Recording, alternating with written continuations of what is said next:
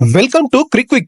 మరిన్ని interesting cricket updates కోసం మా క్రిక్విక్ ఛానల్ ని లైక్ చేయండి, షేర్ చేయండి, సబ్స్క్రైబ్ చేయండి. అలాగే పక్కనే ఉన్న బెల్ ఐకాన్ ని క్లిక్ చేయండి. వైజాగ్ వేదికగా ఇంగ్లాండ్ తో జరుగుతున్న రెండో టెస్టు రెండో రోజు ఆటలో టీమిండియా పూర్తి ఆధిపత్యం ప్రదర్శించిన సంగతి తెలిసిందే.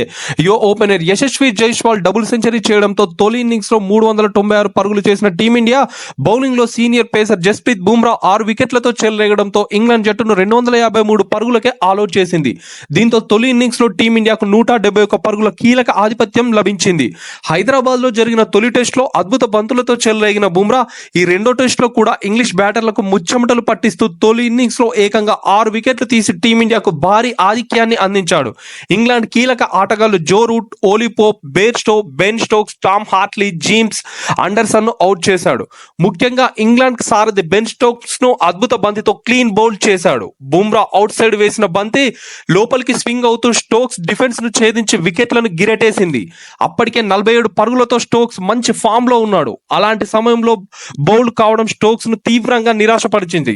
ఇలాంటి బంతులేస్తే ఎలా ఆడేది అన్నట్టుగా బౌల్డ్ కాగానే బ్యాట్ కింద పడేసి ఏంటి ఇది అని స్టోక్స్ ఇచ్చిన రియాక్షన్ ప్రస్తుతం సోషల్ మీడియాలో వైరల్ గా మారింది. అంతకుముందు హైదరాబాద్ టెస్ట్ తొలి ఇన్నింగ్స్ లోను బెన్ స్టోక్స్ ను బుమ్రా బౌల్డ్ చేసిన విషయం తెలిసిందే. ఇక స్టోక్స్ వికెట్ టెస్టుల్లో బుమ్రాకు 150వ వికెట్ కావడం విశేషం. టెస్టులలో ఒకే ఇన్నింగ్స్ లో 5 వికెట్లు తీయడం బుమ్రాకి ఇది 10వ అవగా టెస్టుల్లో తక్కువ బంతుల్లో ఎక్కువ వికెట్లు పడగొట్టిన టీమిండియా బౌలర్ల జాబితాలో బుమ్రా నెంబర్ 1 ప్లేస్ లో నిలిచాడు.